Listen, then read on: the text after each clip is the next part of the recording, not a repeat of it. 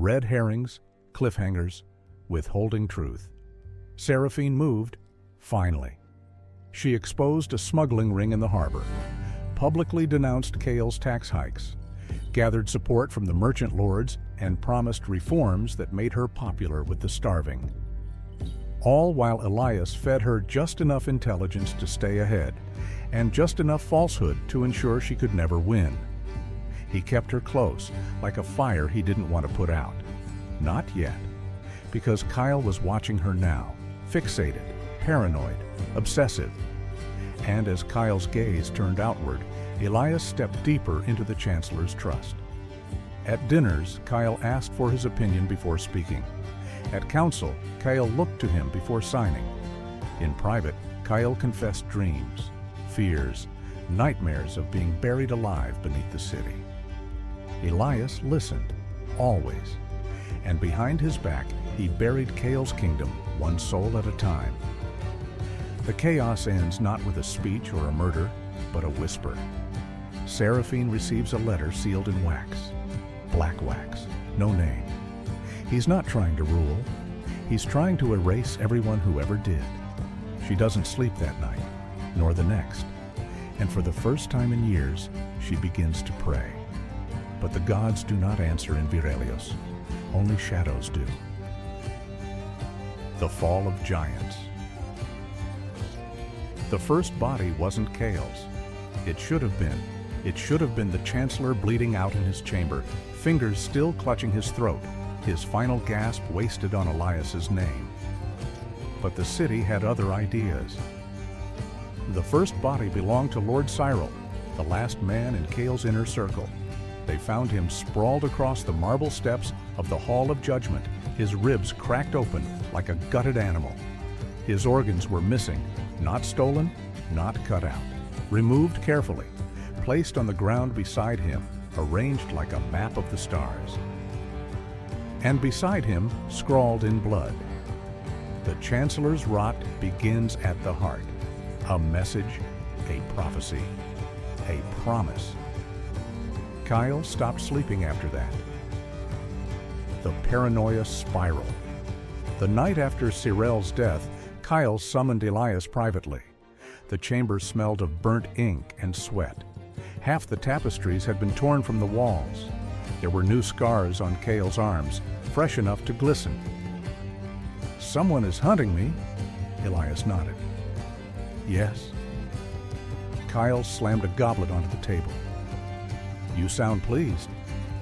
"I sound prepared."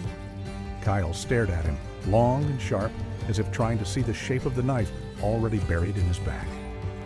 Elias let the silence stretch before answering. "You have many enemies, my lord. Most you do not see." Kyle ran a hand through his graying hair, wild-eyed. "Then show them to me." Elias did, or rather, he made them up.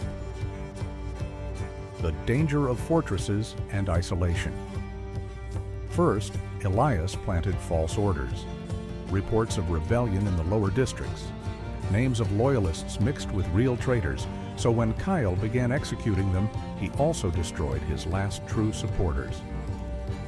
Second, he intercepted and rewrote Cale's communications. Letters of surrender, letters of assassination, all forgeries. The noble families turned on each other overnight. Third, he introduced an enemy that did not exist. Rumors swept the city of a secret order, a faceless sect that had been living beneath Virelios for generations. The ghost of Cyril's corpse fueled the myth. Some whispered that he had been sacrificed, that his body had been arranged for a ritual. Kyle's paranoia boiled over. He declared a midnight purge. 1,000 homes burned. Elias watched the flames from his balcony, expressionless. By dawn, the city was half ash, half silence, and Cale, once the all-seeing spider in his web, sat alone in the center, wrapped in his own silk, crushing the enemy. Cale stopped trusting his own guards. He stopped eating. The food tasters failed. Their bodies were buried without tongues. Elias played his final move with Seraphine at his side. The puppet master, A brutal, slow burn, unraveling. There was no coronation, no cheers in the streets, no golden banners. Elias had Kyle's body hung from the palace gates for 3 days before having it burned. The ashes were mixed with the mud on the city roads. He erased the past completely, but the past does not stay buried. It rots. And Elias did not notice the stench, not at first. The first signs of decay. It began with the missing advisors, men Elias had trusted, his spies, his informants, his quiet assassins. They vanished one by one. A merchant prince who had backed his rise, found drowned in a wine barrel, a palace treasurer who handled Elias's war funds, strangled with his own ledger pages.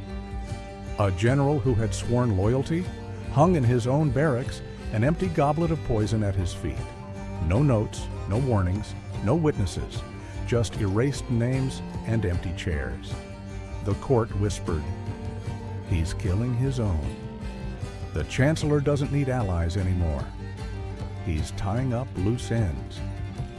Elias did not order these deaths, and that terrified him more than anything. The mask begins to crack. His sleep grew worse. The dreams were relentless. Kyle whispering in the walls, Cyril's corpse on the steps, the faceless assassins of his past rising from the shadows, their tongues missing, their hands grasping for him. One night, he woke with blood under his nails, not his own. He scoured the palace, searching for a body. There was none. He did not dream that night, because he did not sleep at all. Seraphine waits. She does nothing. She does not speak against him. She does not challenge him. She does not even look at him for too long. She waits. She watches. Because she knows Elias is already falling. She does not need to push. She lets the noble's fear do the work. She lets the missing men haunt him. She lets the silence eat at him like a disease. And when he finally turns to her for answers, she will offer him the wrong ones. Setting the trap. The riots begin on the outskirts of the city. They start as small protests, starving laborers, unpaid guards, the nameless forgotten.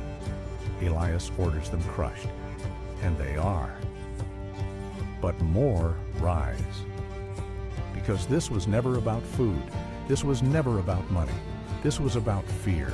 The people had seen what happened to Kyle, and they knew if the great spider himself could be caught in a web, so could they. Seraphine lets it happen. She feeds the flames without ever touching the fire. And Elias, in his crumbling paranoia, believes it is all under control. Until one night, when the palace doors do not open for him. The night of knives.